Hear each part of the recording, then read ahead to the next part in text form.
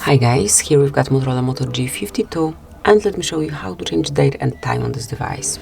So at first unroll the list of all apps, go to settings then, now find and select system and click on date and time. And here you can smoothly switch off automatic date and time and now set it up manually by yourself. So let's go to 2023 and then you can also change time the same way smoothly by tapping. So this is how you can manually change date and time. And also you can switch off automatic time zone and now just pick the one that you would like to apply.